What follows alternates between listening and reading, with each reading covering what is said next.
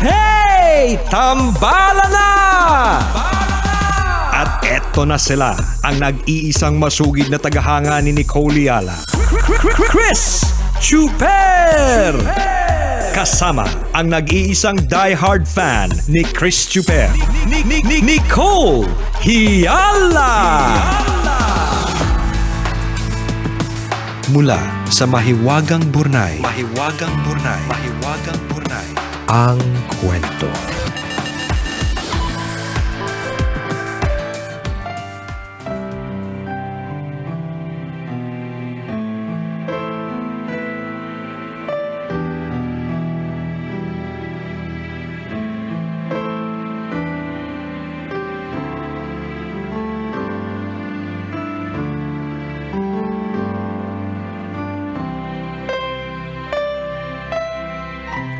Dear Nicole and Chris, itago nyo na lang ako sa pangalang Buknoy, tambalanista since 2003. Ay, ang galing. 2003, kahit 2004 pa talaga kami. Nasa bangko pa lang ako. 'Di ba? Na-anticipate mo na magkakatagpo ng landasin na Nicole and Chris. Tambalanista na ako agad-agad. Ang galing nakita niya ang future. Nakita mo agad. Ang galing mo. Para dito kay Buknoy Parter, 19 years na ang tambalan. Sige na nga, Buknoy. Baka na nagkamali lang. Okay, sige. Ng pindot. Ay, sige. Kasi katabi nga naman ng 3 ang 4. Okay. Oo.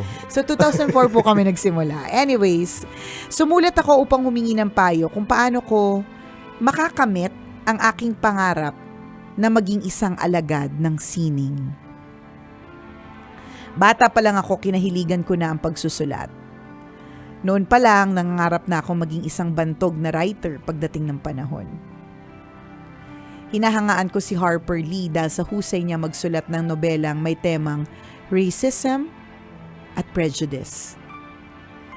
Naniniwala kasi ako na ang pagsusulat ay maaaring gamiting boses upang ipahayag ang iyong paniniwala tungkol sa pagbabago. Literal akong nahilig magsulat grade 1 pa lang. Nanturuan ako ni nanay na magsulat ng abakada. Masyado akong naaliw kaya napuno ng alpabeto ang dingding namin. Ginamitan ko ng krayola para hindi agad mabura. Mabait si nanay at maunawain kaya okay lang sa kanya. Kapag ako ang inuutusan niya na bumili ng suka, isinusulat ko sa kanang palad para hindi ko makalimutan. Kapag may kasamang toyo, sa kaliwang palad naman. Kapag dinadagdagan pa ng sibuyas at bawang, pang-adobo na lang ang isinusulat ko. Mag-ingat sa aso. Yan ang ipinasulat sa akin ni tatay na ipinaskill sa gulayan namin sa bukid. Iniiwan kasi ng tatay ang aso namin sa bukid kapag umuwi siya ng bahay. Bantay bukid daw si Morlock upang matakot ang mga taong nenenok sa gulayan. Ang problema, half askal at half saint si Morlock. Masyado mabait. Okay lang sa kanya kahit may mga taong nagnanakaw ng gulay. Kung makakaya lang nga niya, baka tumulong pa ito. Ang kuya ko naman na nagturo sa akin kung paano maging, straight to the point. Di ko mabasa yung isa mong English. Matatayog na puno sa bakuran ang aming naging medium. Medyo mahirap dahil kailangan ng maliit na kutsilyo at ibayong tiyaga. Pinagpraktisan ko ang kawawang puno ng duhat. Lahat na yata ng likido sa katawan ko lumabas. Natapos ang aking obra matapos ang higit 1 oras. Ang end product, nakasulat, Pogi si Ricky. Kinabukasan, may nakasulat na sa ilalim, fake news. Isa rin ang ate kong guro sa nagturo sa akin sa pagsusulat. Kapag may evaluation ng kanilang paaralan, ako ang pinagsusulat ng illustrations niya sa Manila paper. Kailangan pulido ang pagkakasulat dahil kung hindi, kawawa ang tenga ko sa pingot. Grade 6 ako nang magkalakas ng loob magsulat sa ibabaw ng desk. Kapag malapit na ang pagsusulit or malapit na ang pagsusulit, doon ko isinusulat ang mga inaral ko para hindi ko makalimutan. Ako din ang inatasan ni ma'am na magsulat ng pangalan ng mga umuutang sa tinda niyang ice candy. Mas lalong nahasa ang galing ko sa pagsusulat nung ako'y nasa high school.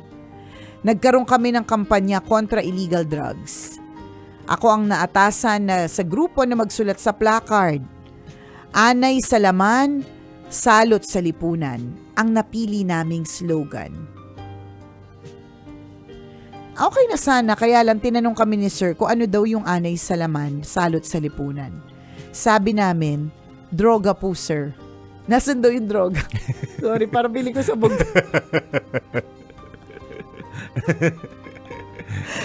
Sumasabay din yung kwento, no? Sa utak ng tambalan na yun. Correct. Semi-sabog. Sabi namin, droga po sir. Nasaan daw yung droga? Upang hindi mapahiya dahil ako ang gumawa, sinagot ko ng, pasensya na sir, naubos kagabi.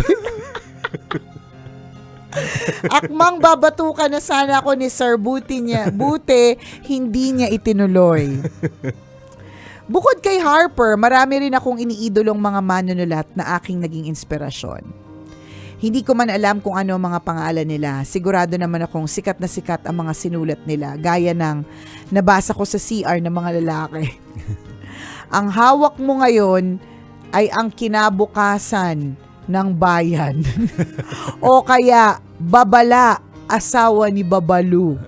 Idagdag pa natin ang bawal ang utang ngayon, bukas pwede. Iniidolo ko din yung mga batang paslit sa aming baryo na nagsusulat ng kanilang nararamdaman sa pader. Inday loves Badong forever. Meron ding love triangle.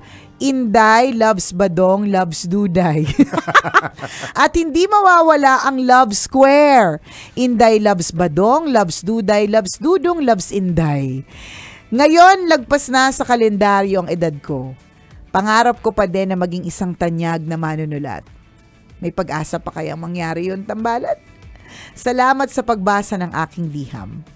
Ang inyong tambalanista, Buknoy.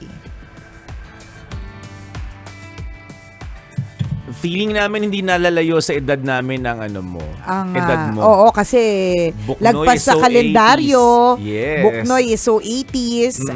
Yung ate mo na nagsusulat sa Manila paper, yung mga slogan na nakalagay sa placard sa school, yan. So, mga panahon, or baka pwede ding younger, ganyan, di ba? Saka yung pagbanggit niya ng abakada, kasi ngayon mga bata, ABC. Oo, correct. Diba? So, tayo noon, panahon. mag-aral ka ng abakada.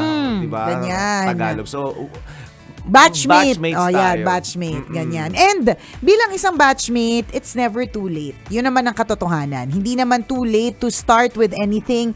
Hindi too late to do anything. May mga sikat tayo na alam na sumikat sila when they were in their 40s. Yes. Or mas lalong naging tanyag sila nung naging mas matanda sila. May mga iba na kung kailan sila 40s, saka lang sila gumanda. Ganun Totoo talaga. yun, So it's never too late. Huwag mawawalan ng pag-asa. Ganun. ang bawat tao may kanya-kanyang panahon. Di ba? Minsan na akala natin ito na yung right moment para sa atin pero hindi, Hindi di ba? pa pala.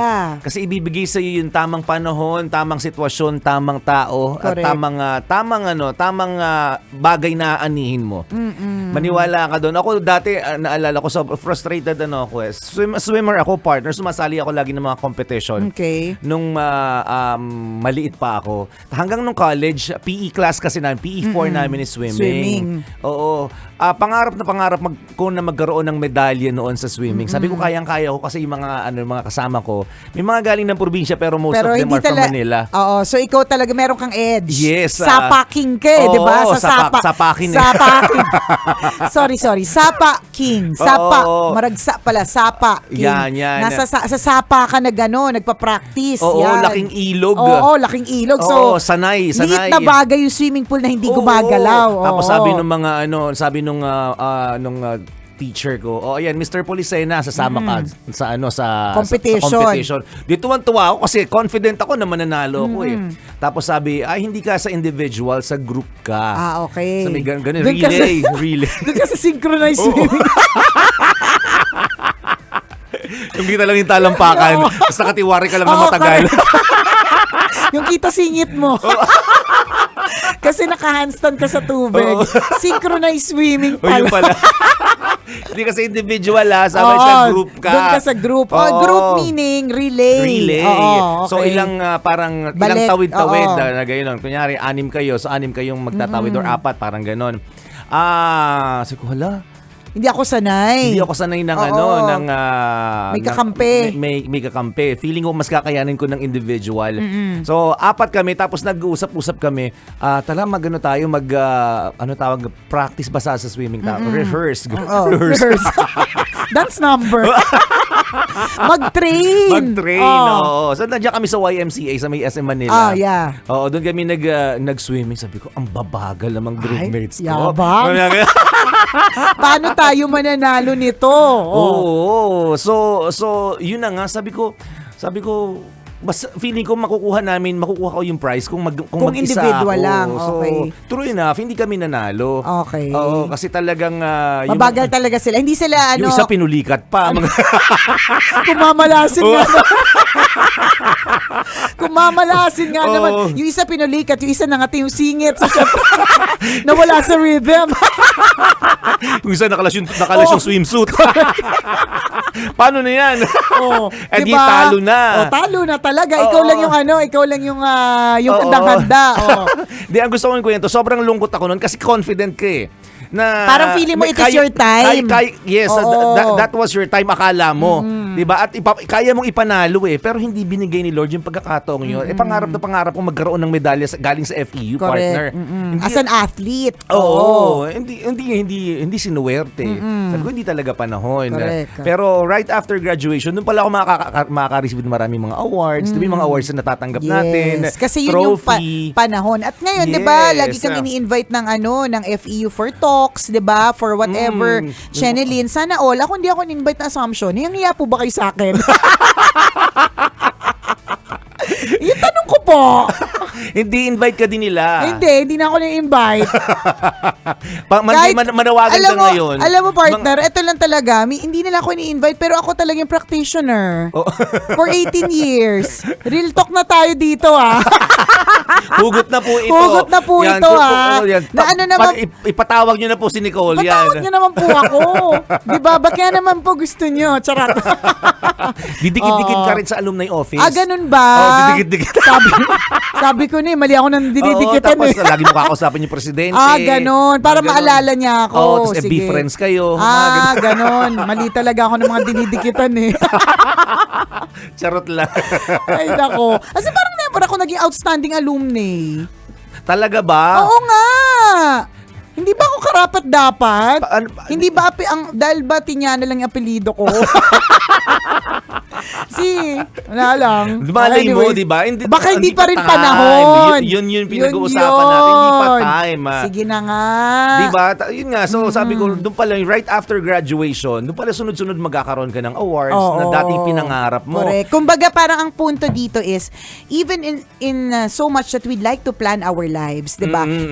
Merong proper timing si Lord for us, 'di ba? Yung ganon. Kaya nga yun yung kapag ka lagi nating iniisip yun, magiging medyo chill tayo in life eh. Kasi may isip natin meron namang tamang panahon. Basta ang gagawin ko lang, I will do my best. Ngayon, kung yung best na yun ay nasa tamang panahon na for a recognition, 'di ba? Yes. Then thank you Lord. Kung hindi pa, siguro ang sagot ay hindi pa sa prayer mo, hindi pa panahon. So Correct. para dito kay Buknoy, babalik tayo, 'di ba? Ang kailangan mo lang gawin is gawin mo. Kasi baka mamaya puro ka kwento eh. Nag-start ka na ba talaga? Have you even started posting your works? Yung mga isinulat mo? Kasi ngayon, alam mo, ang swerte kasi minsan, ang swerte kapag ka may publisher. Kasi syempre, alam natin na lahat ng connections, meron sila, ganyan. Ang swerte kapag may handler, may manager, yung ganon. Pero in a way, swerte din naman dahil may social media na eh. Yes, Minsan nga, kung yes. sino pa yung walang handler, kung sino pa yung walang, ay, 'di ba, yung walang nag-push, walang nag-market, 'di ba? Naging viral lang yung kanyang yung kanyang isinulat kasi napakaganda. Correct. So have you done that? Nag-post ka na ba? Tama. Diba? Doon mo na simulan. Doon mo na simulan. Hindi na imposible na hindi ka makapublish. Correct. Again, hindi mo na kailangan ng publication. Oo. Online pa lang. Gamitin mo Pwede. digital platform. Libre pa. Oo. Pero lagyan mo ng pangalan mo na na kwento mo yan or kung ano man. Kung gusto mong sumikat bilang isang manunulat, 'di ba? Oo. Or kung ano man kung gusto mong under a pen name, ikaw nasa sayo 'yan. Correct. So posible siyang gawin. Tingnan mo marami mga singer, 'di ba? Sumikat online, hindi naman sila nagkaroon ng record label. 'Di ba? Pero yung mga kanta nila sobrang patok online tapos saka sila nabigyan ng record label. Yan. 'Di ba? Yung mga ganun din, may mga nag-audition sa mga reality competition at kung ano-ano pa mga sinasalihan, hindi tinanggap. Pero wag ka nung nag-post ng kanyang content online, Correct. doon siya sumikat. Mas pumatok siya sa sa hindi sa mainstream media, 'di ba? Tama. Yung mga ganon. Correct, kasi posible siya. Oo. So yung tanong mo, yes, of course it is possible. Lalo pa yung paraan mo ng pagsusulat, kung hindi man ito ni-restructure ng aming writer, no? Ano naman siya? Ang ganda, Nakakaaliw naman siya. Nakakatuwa yung kung paano ka magsalaysay, paano ka Yes. magkwento. 'Di ba? Nakakatuwa at nakakaaliw. Pwede mong gawin yan. Correct. Actually, yung bawat linya doon, nakaka-relate ang mga batang 80 sa kwento mo eh. Correct. Yung sulat ng mga bata sa dingding, kung paano yung mga, anong tawag dito, love triangle, at saka ano yung isa? Square. Oo, square. Inday loves Dudong, loves Oo. Buknoy, loves Dudong again. Ganon. Diba? Mga ganun. So, nakaka-relate tayo sa mga ganong klase ng kwento. O, nakuha mo kami doon. Ibig sabihin, may talent ka talaga. Na makuha mo yung loob ng taong nagbabasa. Yes. Yan, So, o, ituloy diba? mo lang yan. Yes. At mali mo, di ba? Pwede ka rin naman mag-send ng entry sa Burnay. Di ba? Para mali mo, mapili ulit, tas mabasa ulit. So, hindi lang nabasa as in read, kundi narinig din. Kasi binasa on air, 'di ba? Correct. So go try lang ng try. Ganun naman po ang gagawin natin. Wala naman pong pangarap na natupad na walang kumilos. Tama. 'Di ba? So Nang hindi sinimulan. correct. 'Di ba gusto mo maging writer, sulat pa ng sulat. Kung parang feeling mo hindi enough, sulat ka pa rin ng sulat. And eventually katulad nga ng kwento ni partner, 'di ba? In God's perfect time, it will happen. The awards will come, the recognition will come, the money will come, 'di ba? Totoo yun. Tingnan mo si Nicole gawang-gawa ng content. Di ba? Gawa lang na gawa. Malay mo isang araw, 'di ba? Dumagdag na. Dumagdag na sa 60 views yung aking YouTube channel, 'di ba? Baka naman po. So hindi rin ako, in fairness, dun sa YouTube channel ko na hindi pumatok-patok partner, hindi rin naman ako nagi-give up. Ano naman din, as much as possible every Saturday meron akong pinopost dyan na video, laging merong bago. Correct, Ganon, correct. 'di ba? Kasi you'll never know. Basta ang importante, kumikilos ka kasi hindi mo naman malalaman hangga't hindi mo ginagawa. Totoo yun. Yan. Hindi naman yung mga kwento ng mga successful businessmen. Diba? Hindi naman sila nagsimula ng isang negosyo lang tapos boom Correct. agad. Ang swerte ng mga iba, edi sila na. Oo. Sila anak ng Diyos. Sila lang, edi kayo Oo, na, kasi di ba? time, siguro, Bukod na perfect timing pinagpala. yun. Correct. Baka kasi time din nila. Oo. Oo. Pero yung iba talagang nalugi ng napakaraming beses bago nakuha yung tamang timpla. Di ba nga, lahat ng mga inspirational speaker, motivational speaker, wala naman pong nagkwento ng successful sila agad. Oo. Kaya naging maganda yung kwento nila kasi dumaan sila sa paghihirap. So yun din yung gusto naming sabihin sa iyo, Buknoy, 'di ba? Na dadaan ka talaga sa paghihirap. Yes. 'Di ba? Not to discourage you, but you're not the only writer. 'Di ba? May dami ding iba. So may madaming posible na competition, pero gawin mo lang. Tama. Go lang, diretso lang, laban lang. Tsaka kung passion mo yan, 'di ba? Hindi walang sino man ang pwede makapigil sa iyo. Sa true.